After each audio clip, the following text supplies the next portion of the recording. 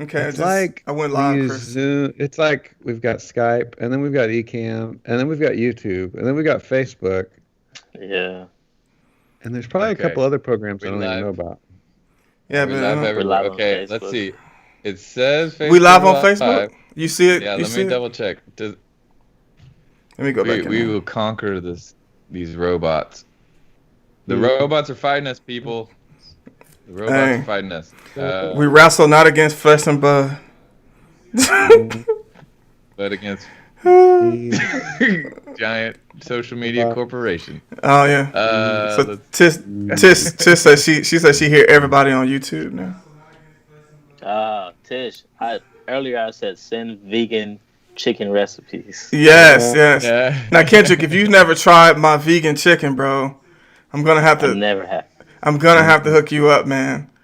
Everywhere I brought it, it's been demolished. I mean, I need so a 12-piece. I got you. You know, if you never had vegan chicken. Oh, Dave, what's up? You gotta say something. What's up? You Check, hear? check. Can you hear me? Tish, can you hear me? Oh wait, it's I a had delay. some It's a delay. vegan sliders at a Christmas party with you guys. Oh, and yeah, they yeah. were so good. They were bomb. Hmm. I still don't see I don't- Facebook, man. Yeah, we're not. I'm gonna get it going. I don't know why it says it's live. It's just not. Okay. Give me 2 seconds. I just don't know what Live. changed. Okay, here we go. Kendrick, I need about Dude. 3 more. I think about 3 more months, man, before I can twist my hair. Oh yeah, it's getting long. Yeah, This was good. Yeah, you'll be there 3 in more 3 months. Yeah, Yeah. we found a loctician in Missouri. Did you just say loctician? Already? Yeah, that's what they call. That is- Dave, do I have never to heard that do we have to word. keep hipping you to Oh, African American my. culture? I love it. I'm gonna do this just so I can see a loctician. This is awesome. I'm in. Yes. You have to have a good loctician. You have to do it. Loctician. Yeah. Okay, Not that not reminds me. not everyone can do locks. When I was 16 and I told my coach I had to leave weightlifting practice to go to see the orthodontist, he said, "Oh, is that somebody that fixes pianos?" Like, yeah, coach. Okay, Joking. we are now live on Facebook with the Hello. wrong title. Facebook. With the wrong title. Yeah, I had to go some other way. Something's different. Gathered worship. Yep. You know what? I'm not worried about what Chris talking about. Let me. All right. No, I'm just I playing. think we're good. No, We're I see it. recording I see it. Yeah. I'll fix that. We're recording audio though. I think we're ready to go. We are right on time. Oh, we 27 are? minutes later. This is a type of worship. Okay, hold on.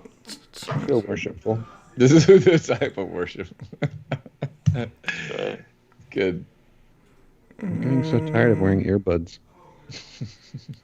All right. Okay. All right, just hold up just real quick. No worries. Oh, I should scoop this way. Scoop, scoot, Scoot. scoot, scoot. All right, man. All right, Chris, what you think? You think we ready? Man, I say we go, and I'm gonna fix the title later. It'll be All great. right. Hello, everyone. Hello. This is Sunday recap of our weekly sermon podcast, where we talk about life and faith based off of our sermon this past Sunday. For sermon recordings and more podcasts, visit bgrace.org/podcast. For more information about Grace Bible Church, visit bgrace.org. And we're going to introduce ourselves. Hi, I'm Elliot, and then we have Dave and Chris and Kendrick. So if you guys want to tell us who you are. Hi, I'm Dave McMurray, teaching pastor at Grace Bible Church. I'm Chris Webster. I play music and send out emails. I'm Kendrick, AV director at Grace Bible Church. And I'm Elliot, the ministry leader for Celebrate Recovery, and I just pinch hit when Joey can't be here. So hey, I always like to do this. I always have a lot of fun. So man, I'm excited. I think this was one of the I have to put this in the top 5, Dave, of sermons that Whoa. Whoa. since I've been at GBC, Wow. the title alone is provocative, and you did great exposition on this, and I just really enjoyed it. So, title of yesterday's message was "Why We Betray Jesus," right? So, Yes, sir. you want to kind of tell us a little bit about how you came to do this sermon, this title, the whole thing? Yeah. So the part of the story, we're in a series, so we're working through stories of the King, working through Jesus stories. So this part of the story, I just kind of had to pick which gospel I was going to use. It's the betrayal. That was the week we were in, and following along with the kids' story Bible, the Jesus Storybook Bible. And so I really we just did John last year, finished John last year. And so John was really fresh in my mind. I really liked the way John handled this part of the story. He kind of focuses less on the betrayal of Judas and focuses more on the other characters. And so I felt like that kind of gave us more to work with as far as Christians relating to this passage and how we all betray Jesus. Because I think the other stories focus so much on Judas that we're all like, oh, well, he's this really terrible, obvious bad guy, and I'm not like that, So it's almost like it allows us to distance ourselves. But this one, I felt like drew it home more to Christians or to followers of Christ. So anyway, that's why I picked John 18 specifically. The betrayal concept was already picked for us just by the order or the plan. And then I was trying to just think about how that connects with where we are right now and 21st century life and the pandemic and all that. Awesome. So I always ask you this because I think it's important. Like, what did you want us to walk away with? What was the big idea that you wanted us to leave with as the listeners? Man, I tried to start hard with this big picture of Jesus is still in control even when he's being betrayed and dying for us. And I think that gives us a vision of what it looks like to be living sacrifices, to die to self, to pick up our cross and carry it. Because all the ways we betray Jesus are thinking there's no way that me dying for others is a good idea. I got to have money, I got to have power, I got to survive. But we see in Jesus just this that's the other part I think I love about John 18. I think it's the only one of the four Gospels that show when the dudes came for him and he said, like, here I am he, they all fell on their butts. That's just great. That's the kind of stuff you wish, like, oh, I wish I could be, like, watching this happen, So, yeah, that part's really cool. So I wanted us to come away with Jesus is worth following and trusting. Wow. So, Chris, how about you? How did it impact you, this sermon, Why We Betray Jesus?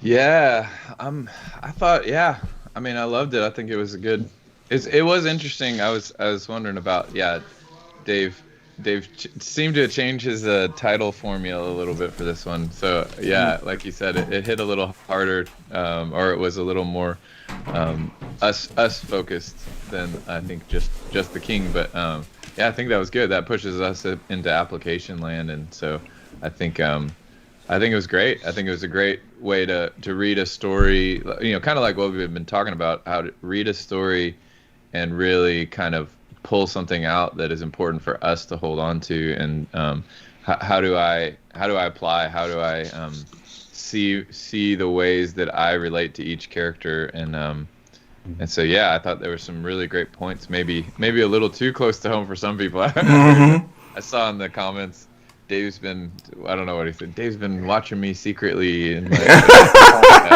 knows what I've been doing. So obviously I think people felt convicted for sure, and I hope, because I know this is Dave's heart always, is not just to feel convicted, but to let it push you to the end of yourself and to Jesus, to not just say I just need to fix my behavior, but I need to have the right trust in place as the foundation. So wow, that's good. What about you, Kendrick?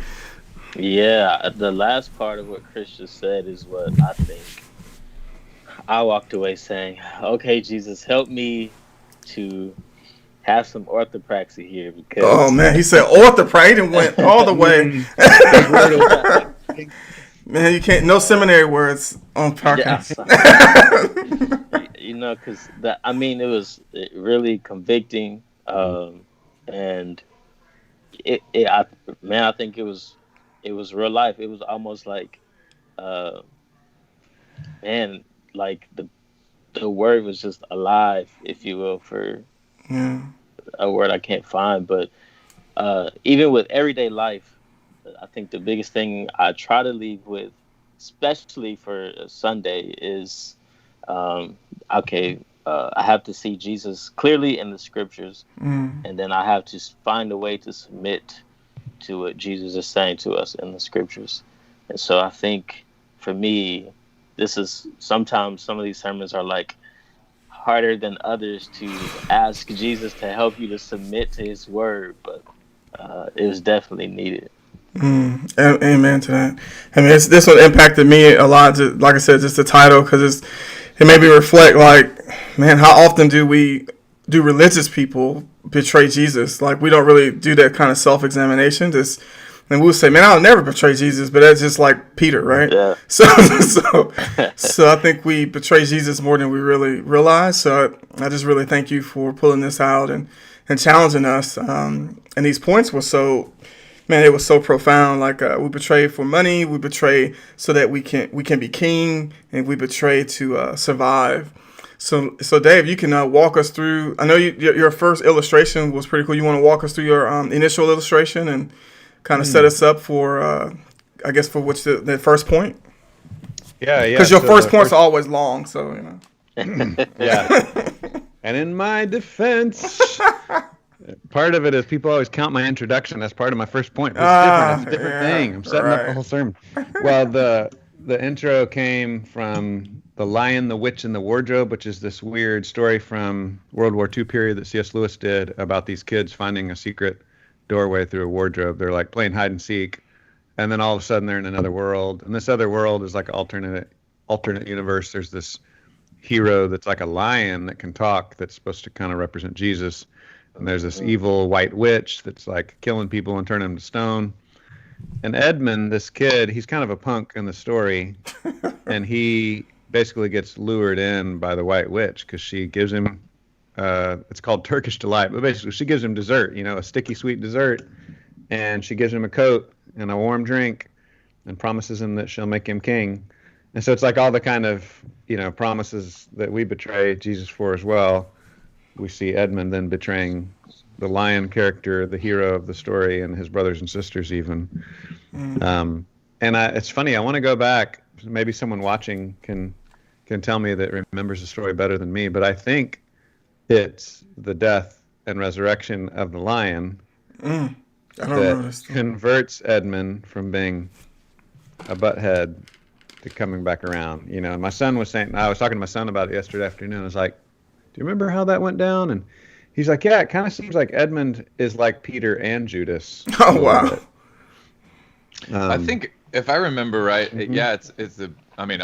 much of it is beautiful, but yeah, he's rescued by Aslan. So he feels this deep shame. But he's already I think he's already with Aslan, and then Aslan goes to die for him. So it's like this whole journey of I'm ashamed and I realize who the real king is, but nothing can be done because I've already sold myself to the other side. Oh man, yeah. Layers, which is kind of how it works in our life, right? Like we come around and we're like, I think I'm going to follow Jesus. And then maybe later we're like, whoa, I didn't realize how much he really loves me. It goes deeper still. So your first point, Dave, was we betray for money. I thought this was really, really good because I don't really know if we think about it like that. Do we betray Jesus for money? I know in the military, I've seen this a lot where, it could be, say, a couple and they have the PCS, and then one will either say, you know what, I'm just going to stay here for this job, and they'll be separated for 2-3 years. And it never works out well. I mean, the odds of that working out is so slim. Or someone will take a job as a contractor and they'll go overseas for 5 years. And I've asked men, do you really think God wants you away from your family? Like that's not that's not good. Like, and they say, Yeah. well, man, I got to get this money. Like, I got to get this house, and then they'll come back to no family. So, Yeah. so this is a really applicable point, because I don't think we really think about how we do this a lot. Like, we Yeah. make decisions and things like that for money, and it really it's at the sacrifice and the detriment of our family. And that's for Yeah. everyone, wives, husbands. I've seen this so many times in so many different ways. So yeah, if you can kind of explain the context and talk about some of the application for us. Well, it's funny. This is a way I wish I'd said it. I didn't say in the sermon, but it's better to be poor and have a healthy family than to be rich and have an unhealthy family. Amen to that. That's just black and white, clear. That's the way it is. But we don't really believe that in our culture. We're like, no, I can have it all, or it's better to have money. Maybe that hurts my family a little bit, but we're all kind of messed up, so no big deal, you know. Yeah. And that's tough. Well, and it's deeper, I think, too, to have a lot of empathy for it. You know, like I think you did a good job of it. Say like trying to lead a family as the husband. You know, it's not just my own struggle with money. It's my desire to give my kids good things and my wife good things. No doubt about it. It's all of their hearts are already sucked into it too. Of like, why can't we just have that? Why can't we just go here? Mm-hmm. And so the struggle's real, right? Like I think that's just one extra layer we didn't really touch on is it's not just the struggle with my own heart. That's bad enough, but that's the worst thing probably. But but then it's all this swirling. Everybody else, even in your family, has that same struggle. So So there's man. Did you guys ever hear? I know Kendrick probably heard "Living Like the Joneses." Yeah. Yeah. So when we grew up, my grandmother used to look. We had to. Man, I had to work for everything. I had to work for a pair of jeans. Like, it was crucial. And she used to say, hey, look, we don't live like the Joneses. If you want to live like the Joneses, you're going to have to go somewhere else. So it was always this idea of, like, live within your means. Don't try to look at other people and be them or want what they have. Really about covetousness. But, and I think we live in a society like that. Like, we have this culture war that tells us, like, more. Like, even in the Army, like, me and Tish has talked about this. The more you get promoted, it's almost like you got to buy a bigger house, a bigger car. You go somewhere else, and it's like you don't have to do that. But our culture kind of tells us to kind of go that route. So I'm with you, Chris, man. It's not just us that deals with it. It's like our family. It's like everyone. Everyone is sucked up into this kind of this capitalist, like, I got to have everything type of idea. So this is hard. This is hard to root out. Yeah, there's a song there's an old 90s band called Big Tent Revival, and they had a song called Two Sets of Joneses, and it just tells the story. So it's like that We're Not the Joneses or Keeping Up with the Joneses idea. Yeah. And they had one family named Jones that were poor but loved each other, and one family that had all the money, but the family fell apart. And, drives that home. But yeah, I think you're right. In America, it's so... We have a lot of money, but we're also a place where people with not much money can make money, you know? So that's, as unfair as our society may be, it's still a place where, compared to other societies, you can work your way up, you know, like way more than most places. And so that aspiration, I think, can be good, but it also just infects everything, you know? Like, it just becomes our definition of success, making more money. And it's tricky. Because like you said earlier, too, as a dad... I preach this stuff. I'm going to have a solid family, worry less about money, but I feel like I'm launching my kids into college. I feel this horrible guilt over not being able to provide for them. Absolutely. Going into college, you know? And I can talk myself through it like, it's okay, they'll be fine, you know?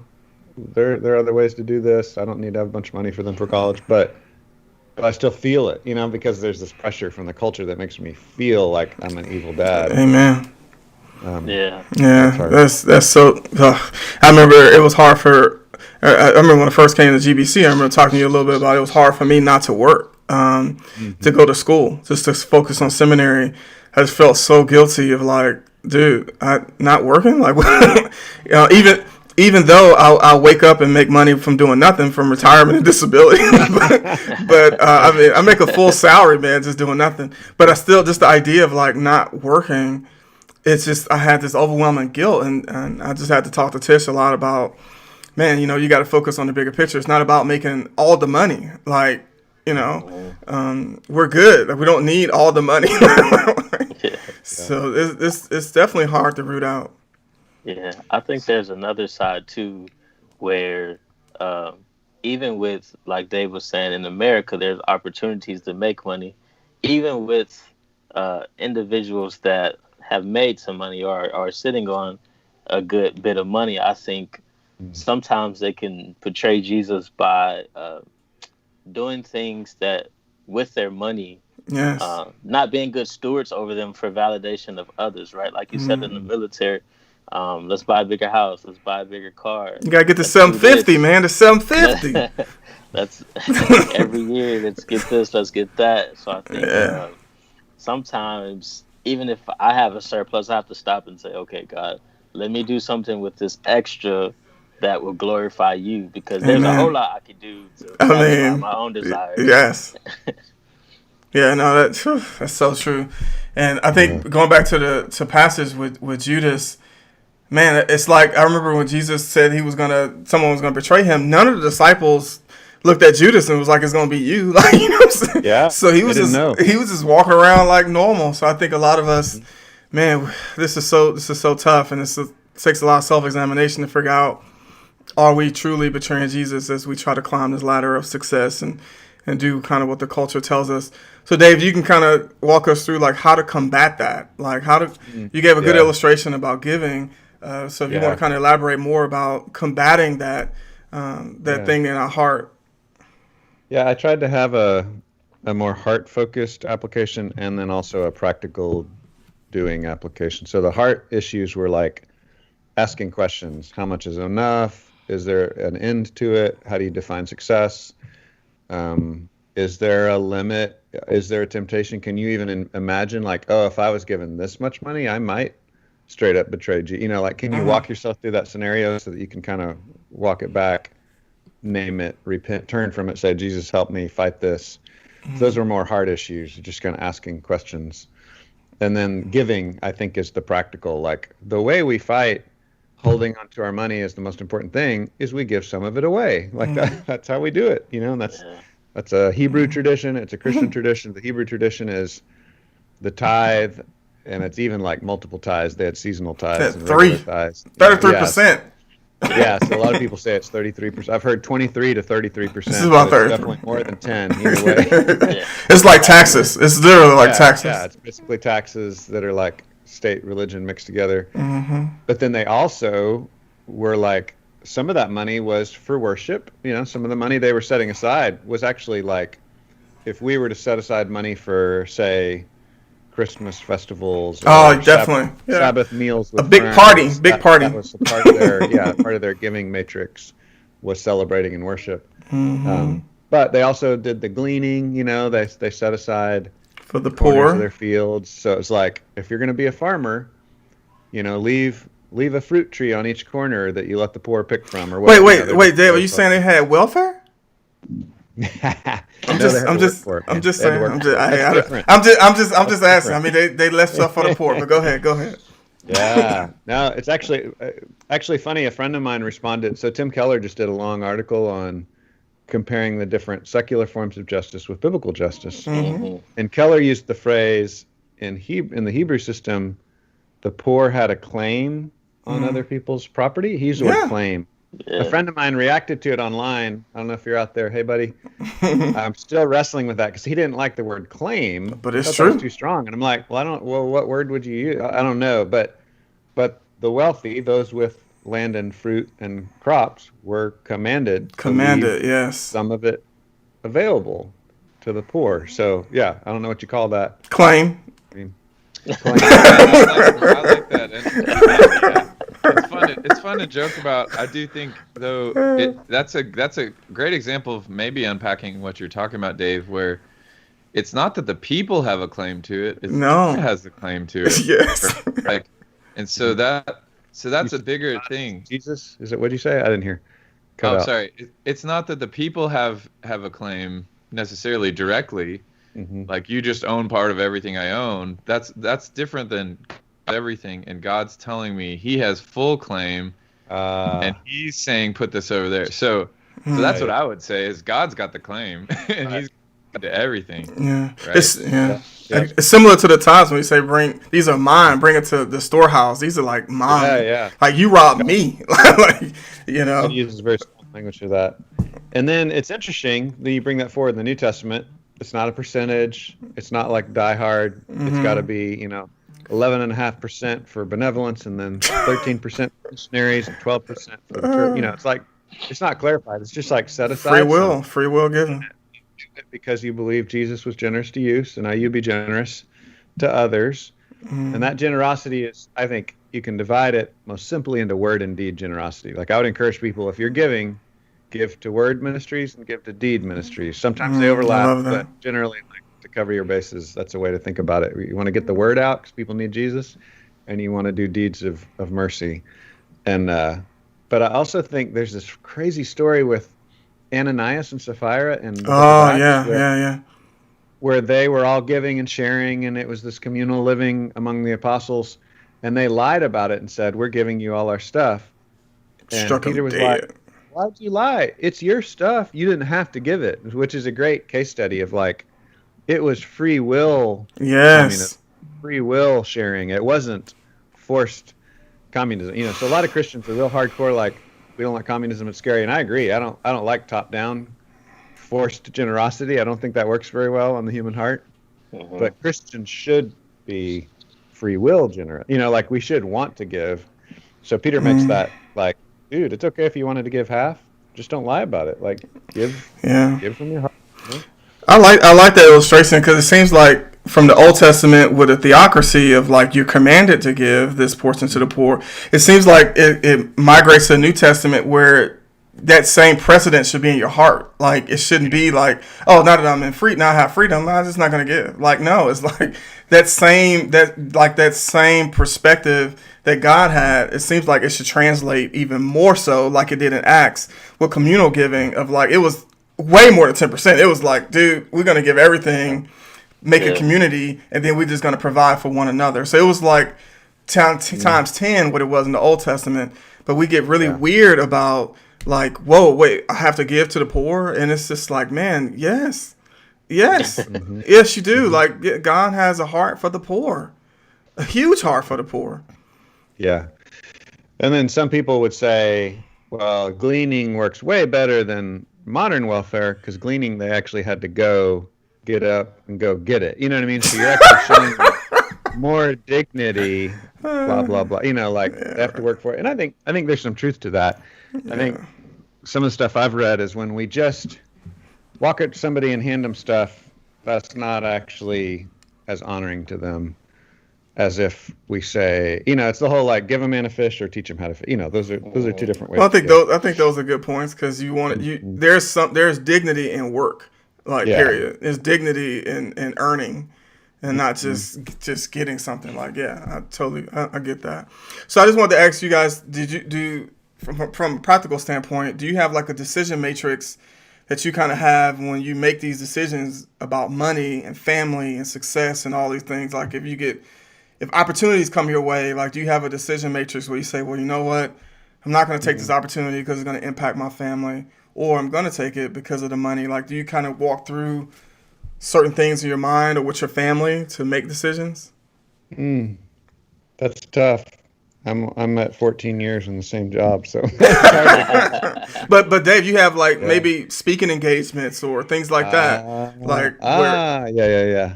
So there was a time when I was traveling a lot to visit missionaries and go to pastors' conferences. When my kids were little, I made a decision. I'm going to try to not do missionary visits and conferences without my family. Because I had small kids, and these are these crucial years when I need to be with my kids. So then we did a few mission trips that were family friendly over those years. So as a pastor, those are opportunities you have to go partner with missionaries or serve them in some way.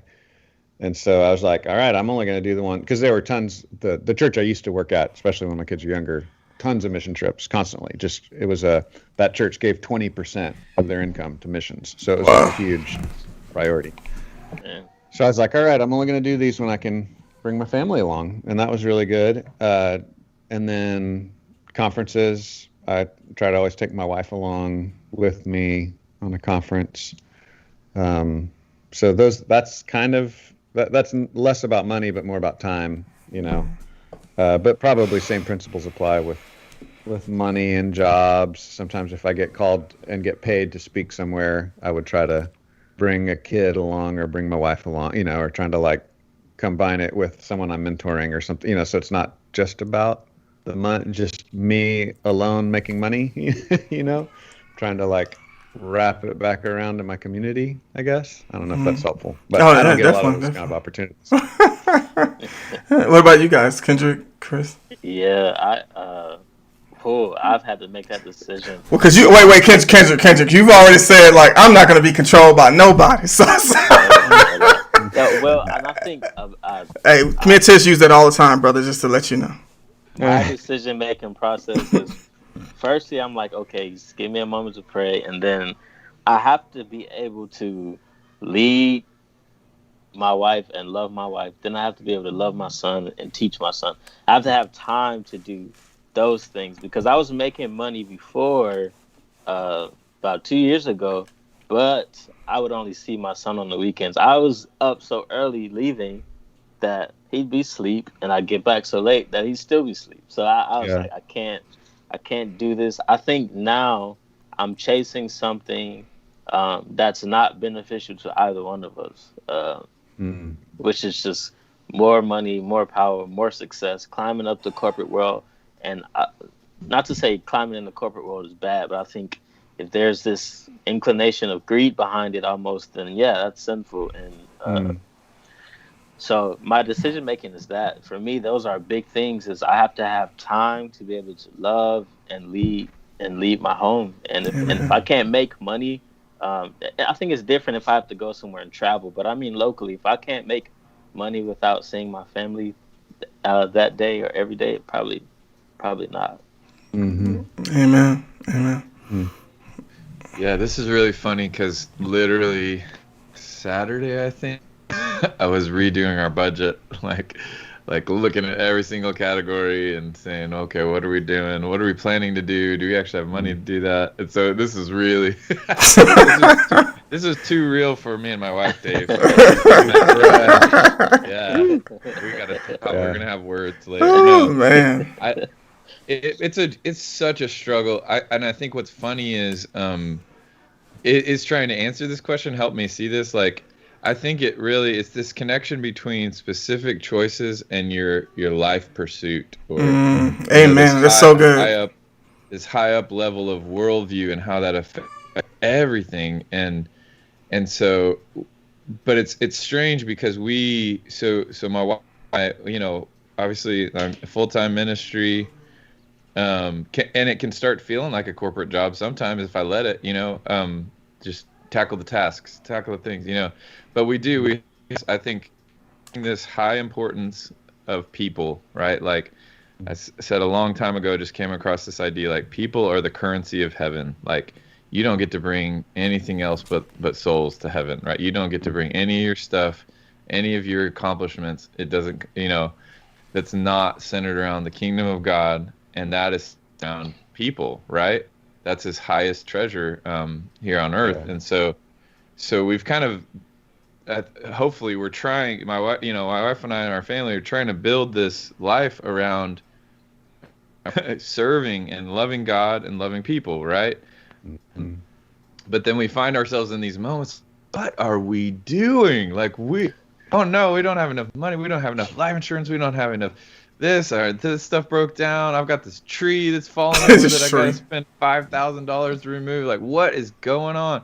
And so you find this is a perfect, I think, example of like reading a story and then being in the story, and that you have these moments of just like, okay, here's the reckoning. Here's the rubber meets the road, and it is not fun, but you do have to have, like, I think that's a little moment of key between my wife and I where we're like, oh man, maybe we made all the wrong decisions. Maybe we're doing all the wrong things. But I think through the help of the Bible, through the help of Dave, it's like, okay, no, calm down. Yeah. Take a breath and say, all the pain we have, not all of it, but a lot of the pain we have is pain we chose because life is a work truck. We're supposed to be, Work truck. we're supposed to be using our lives for a specific mission. Yes. And it's gonna hurt, and we're gonna get banged up. But that is bigger than buying comfort whenever we can, and That's so good. I like that. Bucket of money to save us if anything goes wrong. So I don't know if that helps, but I think that's where the struggle really comes down, and the truth of it is, yeah. Being Frodo in the Lord of the Rings feels a lot like this is terrible and it's never going to work out. But you got to remember, there's a bigger story and there's an author in charge of it. Amen. It's going to work out. So. I think one of the things you said, I know one of the things that's helped me real quick is that Tish and I, we always had what, did Dave drop off? Keep going. I think he's going to come back. Okay. So Tish and I, we always had a marriage mission. So, a marriage mission, just something kind of, Chris, you alluded to it, where you have this overall view of like, what is your mission for your family? And we even did that in our marriage class, teaching people how to write a marriage mission. And from that mission derives literally everything that comes from that. How you spend your money, how you spend your time, how you serve, things like that. So that has helped us kind of like narrow our focus. And because without that, it's kind of hard. You're kind of like all over the place. So I'm glad that you brought that up, man. It's all about your life pursuit, and then it goes down from there. And our life pursuit is, we just defined it in a marriage mission. So I guess for people out there, I definitely say, do that somehow, some way. Sit down with your family, say what is our mission for our family. And then your money is always going to be attributed to things that you are important. To you, it may not be important to you. So whether it be spinners or whatever, it's gonna be Rams and music. That's the interesting way to put it. Maybe you're helping me think through this. Like another way to put it is, I think we tend to, as Americans, make our money purchase decisions one at a time, right? And that to you, like I've made all of these decisions about money one thing at a time, and then all of a sudden I find myself in a situation where I've already decided how my life is going to look, but I did it around. I made 1,000 little decisions that put me in a corner, and I can't do anything else, right? Yeah. Versus sort of have. So that's my question, people listening. Maybe have you sat down and said, "What's the point of my life?" Yes. Right. Like why am I even here? Why do I Absolutely. exist? What am I supposed to accomplish with my life? Yes. And then that tells you or no on the little decisions. But if you start with the little decisions one at a time, which is what we tend to do, you're yourself already having made a big decision you didn't realize, right? Yeah. You made it 1,000 tiny steps at a time, and now you're in a place where you can't go anywhere else. You can't do anything else. So, Flame said, you can always start over, right? So we can start over. One thing, Chris, I don't know if you can do this, but I'll send you. We wrote up how to do a mission. So I'll send it to you if you want to use it as a resource for the church or post it somewhere. You can, because it walks through how you look at your own skills and talents and things, and how you correlate that with your spouse, or if you're single, you can just do it for yourself. And then it's going to walk through this whole process of truly defining a short sentence that you can always remember, so you can always literally make decisions based off of that. It's almost like a family rally cry. Like, this is who we are. This is what we for. So it can be really empowering. So as Dave, he says he's trying to reboot his computer. So while he does that, man, we're just going to move on to the next point. And I'm sure he'll come on. So Dave's next point was, we betray so that we can be king. Woo, man, this was definitely provocative. I don't know who want to admit that that's what they do, but I think a lot of us do that. Like the Jewish leaders, we also want power. He said, and I love this, that we need to study the Pharisees and Jewish leaders in the Gospels, because they are like us. They study the Bible and try to do what it says.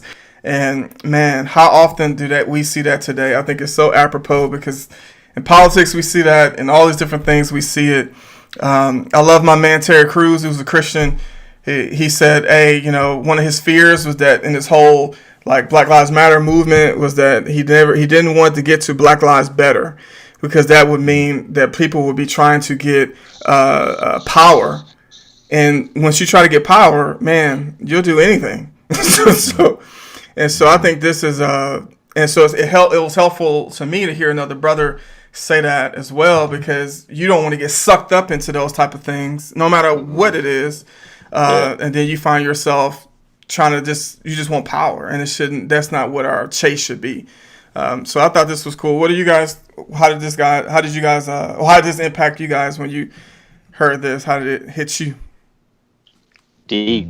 I'm on a short, like, little thing right now to encourage people in my community to go vote, working on ways to get them transportation for the polls, right?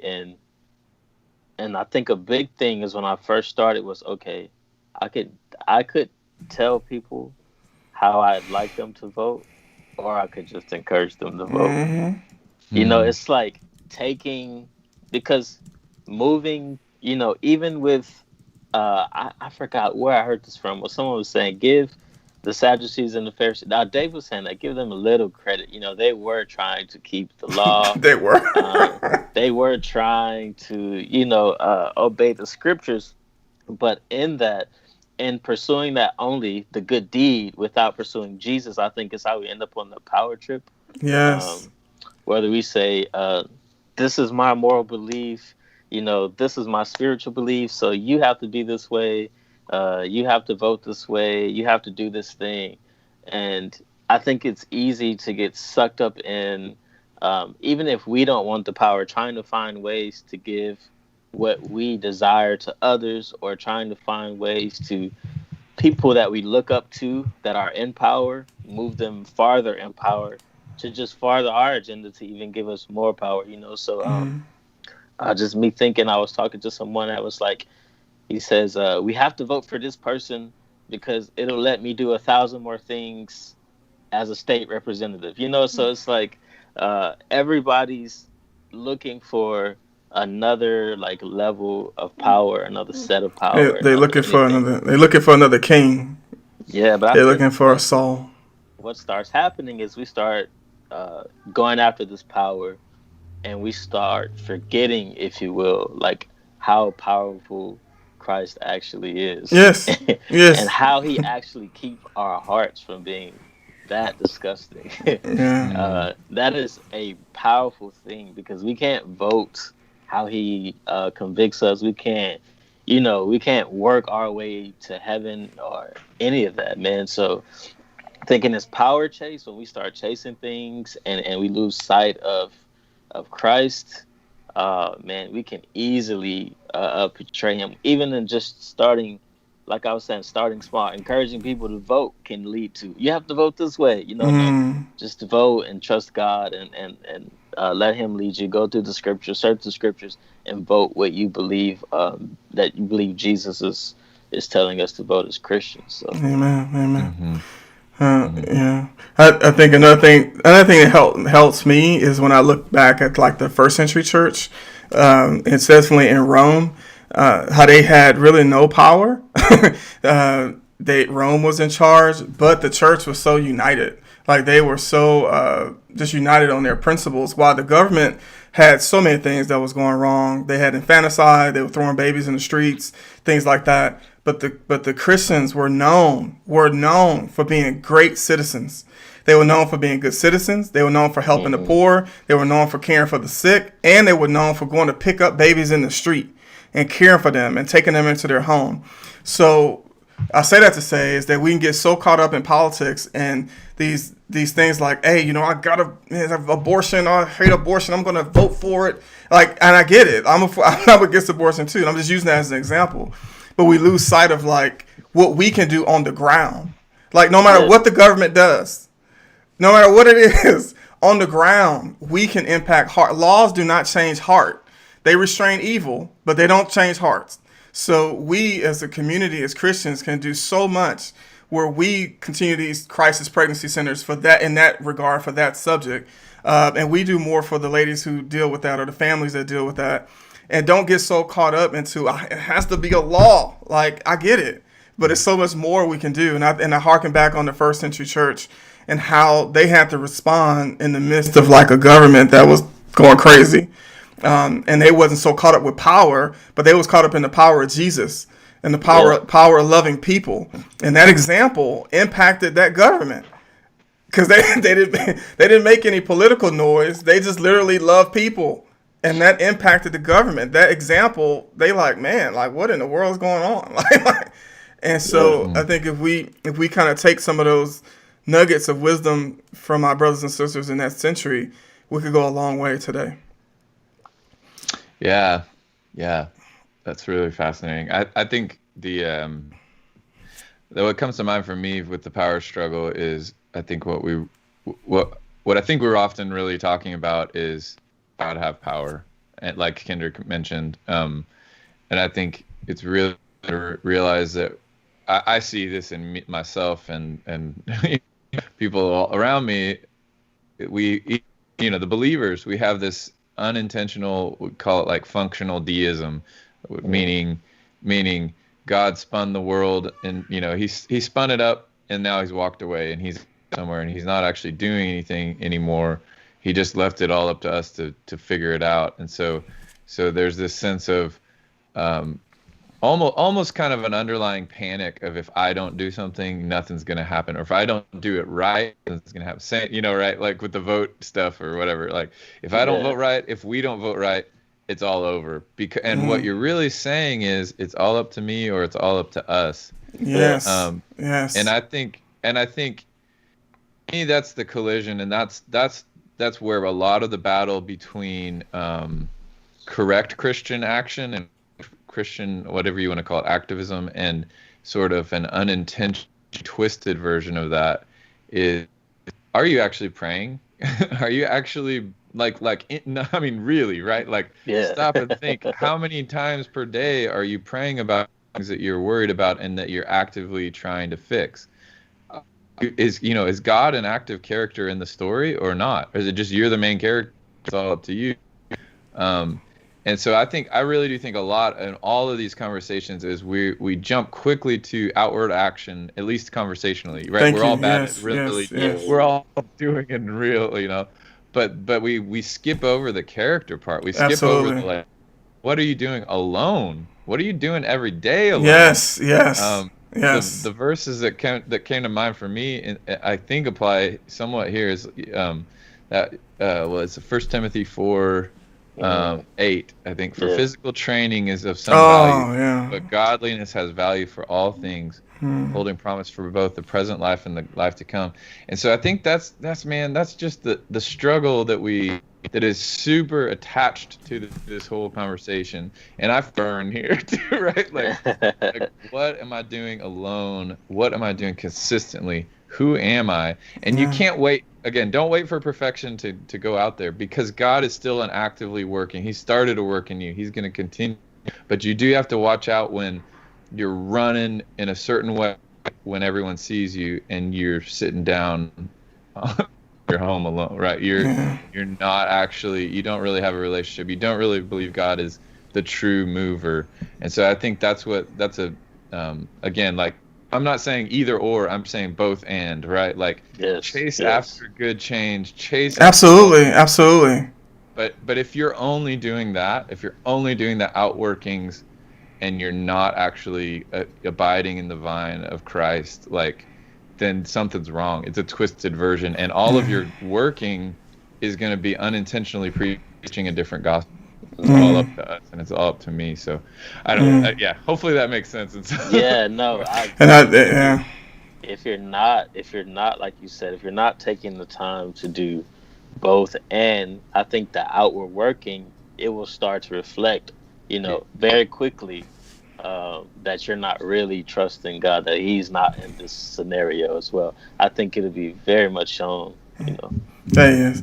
And I think also, hey, Dave is back. I think also something that we got to keep in mind, and Dave kind of mentioned this before, we talked about Christian advantage, and one of the things that he had mentioned was some of the greatest growth in the church happened through persecution. So we live in a country that we have advantage and we have religious freedom, and we can get I believe this personally, that we can get so caught up into maintain. Which, hey, look, I don't want to go to jail either, but we can get so caught up in maintaining that it becomes the us versus them instead of like, look, no matter what happens, man, I'm gonna pursue the gospel, and in that, some of the greatest growth comes from persecution, and so I think it can be dangerous to have like what Dave called this Christian, try to pursue this Christian advantage. And sometimes that Christian advantage becomes just morality. It becomes Pharisee. Like, it just becomes like, hey, this is the law, and I don't see anything else. You know what I'm saying? And you get so tunnel vision of like, this is the law. And it becomes the us versus them instead of like uniting as a body. And we may endure persecution because of what we are doing in the community, on the ground. Like, man, we push for policies, and I think Dave said it best. Is like, I'm sorry, Chris said it earlier about it's both and. Yes, push for change, but if that change doesn't come in policy and likelihood, like I said, policy can only restrain evil. It don't change hearts. Our goal is to change hearts. Is to allow the Holy Spirit to work through us, give us opportunities to minister to people, so He can work to change hearts. That's our goal. So I think it can be like flipped. You know what I'm saying? So we got to be careful with that. So Dave, we on this. Yeah, that reminds me of the new covenant. It's written on our hearts, which is different from the old covenant. Yeah, separate. One thing, Dave, to bring you back in here, you used the illustration. I think you stole it from it. No, I'm just playing. But I've used this in marriage class. I used this maybe 3 times. The video from Johnny Cash really impacted me. So I've used different layers of the video, especially the one with the banquet, and he's pouring out the wine, and his hand is shaking, and it's like he's wasting like the communion, like literally, like it's like he's wasting the blood of Jesus. If you want to just kind of walk through that illustration and why you chose it and things like that. Yeah, I just think it's a great picture. I think because Cash does have some kind of faith. I mean, he's gone on record, talked about it. Obviously, he was never no kind of perfect man, but he's got some kind of faith, and so he had a introspective awareness that he had wasted much of his life, and he saw that he had fame and fortune, and that it was like decaying. Like, here's this man that's dying in his museum that's dead with a banquet, just the what's that called, juxtaposition, I guess, like the beautiful banquet, dying old man, dead old museum to his music, which is true life. It was real life. It was really this old museum that nobody went to anymore, that was falling apart, and then it burned down later, then he died a year later, and he just had this self-awareness of it. I think of James, where James says, let the poor boast in their high position and the rich boast in their low position. I'm paraphrasing, but let the rich boast in the reality that they are just a blade of grass, that they are fleeting, they're just passing away. There's something about that. Those of us that have money, if we're Americans, or if we have power, if we have money, or if we have influence, there's something deeply spiritual about boasting in the transientness of it. Like, oh yeah, I know this is all just going to burn up and go away. I gotta make the most of the moment to love Jesus and love other people, because this is all falling apart. So I guess that was the beauty I saw of Cash's awareness. Johnny Cash was like, I'm aware this is all just falling apart. It's all decaying. Empire of dirt. The power of man. If anyone at the end of their life talking back to those of us who aren't quite at the end of our life, that's you got to listen. Amen. Amen. Who are walking out of this thing and say, what do you wish you'd done differently? I think we've been going pretty long, so we might need to keep cooking forward. But we got a great question, I thought, in the chat. I wanted to bring up if we could. Did you see that come up, Dave? I posted in there. Anyway, question says, why do you think American Christianity presses for policies to avoid persecution? About Jesus promising persecution. I might throw it to Dave first, because just for time's sake, but I know we all probably have thoughts on that. Yeah. Well, I mean, I do think, I was trying to express this. There's a common sense self-preservation. The way I've taught this in the past is Christians don't pursue suffering and persecution. but we embrace it when it comes. Like we know it's coming, and we embrace it for the kingdom. You know, Beatitudes, blessed are those who are persecuted for my name's sake. So we know there is genuine blessing and gospel transformation in our suffering and persecution. But that doesn't mean we pursue it. And I just think that's a hard line to walk. So where it gets, distasteful is, I think, fundamentalists that don't love people that are fighting for their rights gets kind of gross. That doesn't seem very Christian-y. But there is a common sense, like, do I want to get thrown in jail or not thrown in jail? I think, Elliot, you referenced that. So there's a common sense preservation of our life, preservation of our rights, working for money, taking care of our family. There's just a common sense. Jesus doesn't condemn us pursuing those things. He just condemns us pursuing those ultimately, like they will save us, I think. And to me, that is the overall, that's the paradox of the Christian life, of all of it. Like, I have gifts, I like to teach, but boy, that could quickly become idolatry, but it's still a gift I'm to use for God's glory. I have money. It's a gift from God. I can use that money to have fun. I can use that money to feed my family. I can use that money to serve the poor. I should use it to glorify God. But when it switches over to being like my God, then I'm in big trouble. And I think every gift is that way. Everything that we're good at, we can turn into a idol, but that doesn't mean we burn it, right? God wants us to use our gifts for his glory. And so I think that's the trick. Again, in our current political climate, everything's all or nothingism. You're all on one side or you're all on the other. Yeah, it can't be like that. Yeah. Okay. Thing that just real quick occurred to me that I hadn't really thought about too is when we talk about policies, there is a selfish way to pursue policies, but there's also an unselfish way. And so like when you're talking about policies that avoid persecution, say for the church, right? We want the church to have freedom. Well, for one, I would love everyone to have freedom in this, right? Like, so it's not just me, but also I would say let's vote for, like, think about other members of the church and the other churches in America. So it becomes a different thing than just I'm trying to protect myself. It's like, to the best of my ability, I'm trying to protect others. Like, I can take, I can take a slap to the face. I can, but I do think there's a sense of responsibility for the other, like love your neighbor, and my Christian brothers and sisters are part of that. That's not to the exclusion of any other religion or the exclusion of anybody else, but that's just a thing I had thought about too. Policies don't just affect me, or if any benefit comes to me, I have to avoid it. But I do think a better way to think of it, how do I help other people, right? Like, I'm going to vote for policies that help other people. Let's do it. I think that's the best one. one. If I happen to be in there, cool. I mean, I'm not going to... Anyway. Yeah. No, I think that's good. Go ahead. I'm sorry. Go ahead, Ken. And I think too, it's Hebrews 12 is saying that's that good.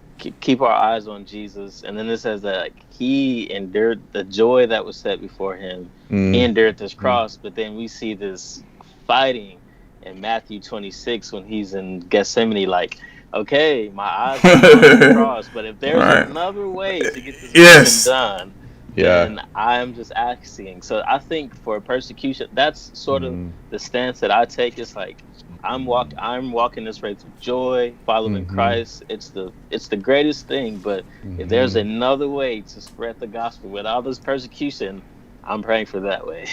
Yeah. I think Chris, you said it really nice, man. Vote for things or push for things that's going to impact people. The great commandments, right? Love God and love people. So the policies impact that. Hey, go for it. That's why I try to always say, man, neither red, blue. I don't really get into all things who you should choose. Me personally, I think you should just be apolitical, where you can just be neutral and be like, hey, I'm just going to vote for things that love people and love God, no matter who it comes from. It doesn't really matter. Because I think once you start choosing sides, you become divisive, and especially as Christians. And even now, the term evangelicalism has become political. It used to be a beautiful term. Now it's just political. Yes. So that's kind of sad. So now, like Chris said, we got to move on, man. So now our third point, and then we can get out of here. We got about 10 minutes. The third point you made, Dave, was we betray to survive. We betray to survive. So if you want to walk us through that, Peter obviously is the main character of this. Yeah, I mean, I think Peter, you show it's cool because there's like this bravery, right? Like he's the first one to lunge at the guy with the sword. And I was thinking about this more in the evening service. When Jesus takes away your power, you're even more afraid, right? Like, I'm backed into a corner, Jesus. All right, I'm going to pull out my sword and whack a dude's ear off. And Jesus is like, no, don't do that. And you're like, so what? You want me to be unarmed and just get killed, Jesus? You know, so there was an extra layer of, this is not just a cowering, fearful person that has no recourse to protect himself. This is the toughest of the apostles, right? Like, Peter was the fighter that pulled out the sword, and Jesus said no. So then he's like, well, what do I do now? You know, so I think that might be even more helpful to think about. We feel like, okay, I know a way out, but God told me not to use that way out, so now I'm really messed up. You know, like how do I survive? Which wraps back around to the money thing. Like, okay, God, you know, for people in ministry, okay, God, all my friends, when they went to graduate school, they came out, you know, with these big paying jobs. I went to graduate school and came out, you know, with a teacher's salary. So, you know, how am I going to take care of my family? You know, so there's the fear thing connected to money. They all kind of wrap together. Like, how am I going to take care of my family, Jesus, if you're taking away my ability to take care of my family, you know? And you just get afraid and you start to scramble. And that's why you just have to go back to like, okay, wait, no, Jesus knows what he's doing. Jesus is king. I love that picture of Jesus standing up and saying, take me, don't take them. Yeah. Like, okay, he's looking out for me. You know, the cross is our ultimate change of mind about the heart of God. Before we thought God was trying to squish us, when we see the cross, we're like, oh, okay, wait, he's not really trying to squish me. He's actually saving me. So I can trust him when things get tough. You know, things are getting tough. Things are getting scary. I'm worried about the cancer, or I'm worried about the bills, or I'm worried about the people that are mad at me, or whatever, you know, whatever it is that's pressing in on you that makes you feel fearful. But I look at the cross again. I see Jesus standing up for me. Okay, I can do this. Amen. That's good. That's good. I think, man, that I think you said it ties into money. It also ties into the power thing. Yeah. Like, but I think I have a really specific. I was just going down. It's like, so Peter. Another sort of the context is, you know, the Jews are oppressed by the Romans. Everyone's looking for the king, the physical earthly king.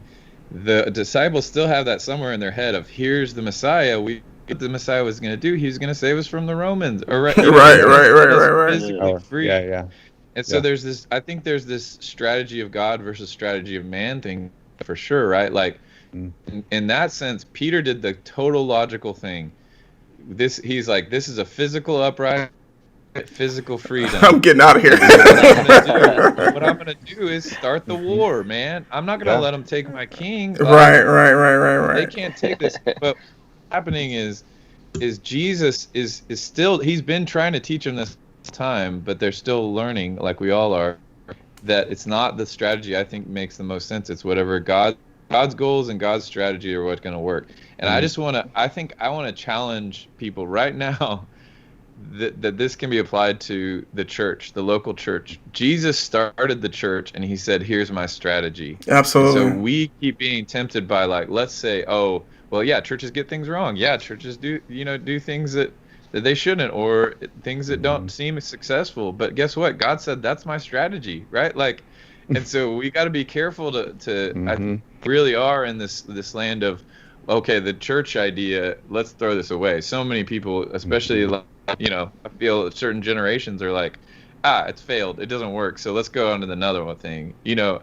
And that's picking up your sword and chopping off ears, right? Like, it's like, Yeah. Absolutely. I got a goal and I got a plan, and let's work the plan and let's do it well. Let's make it pure and beautiful and lovely as we can. But we can't just say, nope, I found a better plan, Jesus. You didn't think about the sword. Exactly. That political bang. Go ahead. Yeah. Kendrick, you had anything about this one? Yeah, I think sometimes we think that somehow God doesn't have experience with flight or fight mode, or Exactly. or you know, or with with one of his children being backed in the corner, like as if he's un as if he doesn't know what's going on or anything. I think what's interesting is um, uh, he could have called 10,000 A legion. angels, a legion of them, and it's like, nah, but that's not like That's Christian scary. said, but that's not the kingdom that I'm building. This is the kingdom that I'm building over here. In to those who don't believe, the cross is foolish, but it looks like he didn't have a way out. It looks like, if you just read the story at face value without understanding the gospel, that Jesus lost until you keep going and see that the resurrection happened. And I think that it was purposeful, him going through that. And I think a lot of times, even in my own life, I have to stop and say, okay, is this something that I'm supposed to walk with you through, or am I just praying that you get me out of it, get me out of it? Like, maybe this is a beautiful moment in the valley that I can walk with you, and in your sovereignty that you will bring me through this, whatever the end looks like. Opposed to fighting, or I guess wrestling against him and whatever plans that he has, and praying that he would change his minds on the plans that he has for my life, because that's not the way I think survival, that's not the way I think it looks like. And my survivor instinct says these are the only ways. But God in his sovereignty is like, no, this is the way. These are the plans that I have for you. I know what's best for you. And so I think sometimes we kick against, God was telling Saul, why are you kicking against the pricks? Exactly, man. What are you doing? So I think sometimes we kick against God and us trying to survive, and sometimes we have to lean into the ugliness of life. Like, maybe this is something that I'm supposed to walk with God through. I think, man, God has kind of set us up here in America in a unique time where, with everything that's going on, is really showing our mettle. And I think, we got to get to the point that everything that we do, like Chris was saying earlier, man, is it about loving God and loving people? Period. No matter what. I think that we have to have this filter of, like, the decisions that I make, the policies that I choose, the conversations that I have. Are they about pursuing love for God and love for neighbor? Period. It's not about power. It's not about any of that stuff. It's all about God's plan, which was love God and love people. And that may come under suffering. That may come under persecution. That may be an unpopular choice. Like, what I mean? Like I was saying, even with Terry Crews, he's getting blasted because he stuck up for his Christian value of unity, and how he's getting blasted by the black community because he's made an unpopular choice. And I think we have to do that, and no matter who you are, you have to be able to stick up for what God has said. Is this about love? Like, if I make a political decision, how does that impact people? Like, is it just about the law, or is it about loving people?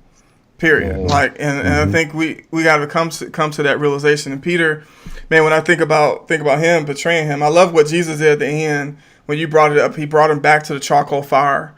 Man, so even when we make mistakes, God, Jesus comes back around and comforts us. Showing that level of grace, man.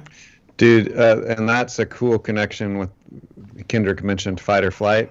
We think God doesn't understand our fight or flight response. Oh, he understands. Because if you study the world of therapy, part of what therapy is doing is taking your brain rut from trauma back through that rut and trying to smooth it out a little bit, right? So when you talk about a hard thing with a Christian counselor or with a Christian friend and they cry with you and you pray through that, that's like reworking that memory in your brain, Yes. And that's what Jesus was doing with this whole charcoal fire thing. You think Jesus doesn't know how we operate? He was taking Peter right back to that experience and saying, we're going to reform this memory. We're going to reshape it. And then I'm going to send you out of it. I'm going to take this pain point and we're going to use this as a launching pad for you to feed my little ones.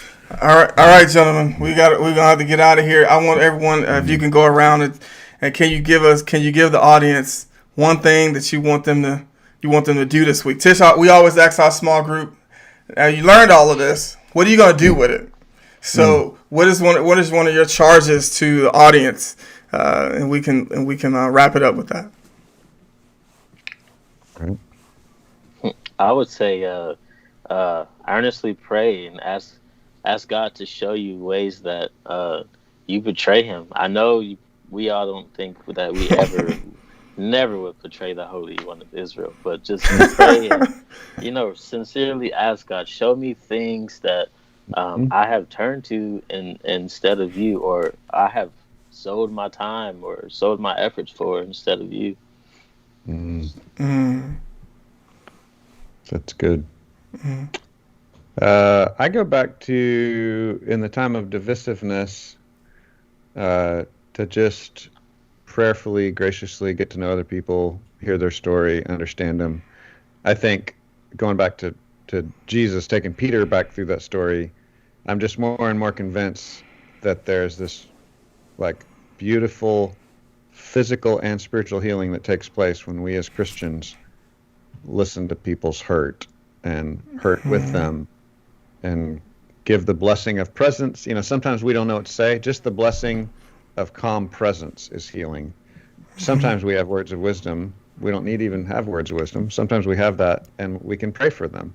But just those basics are huge. And in a time of division where we're just kind of throwing like, here's my idea on social media, what if we just talked to each other more? I keep coming back to that. I think that's really important. That's good. That's good. Chris, you got anything?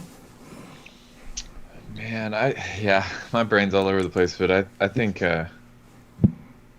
I guess I would just say back to some of the stuff we were talking about. Roots bear fruit. Like we can't just talk about like the fruit is a evidence of whether we're betraying Jesus or not. But even our righteousness is a drag, and so I'm thinking just this, like keeping our eyes on private moments.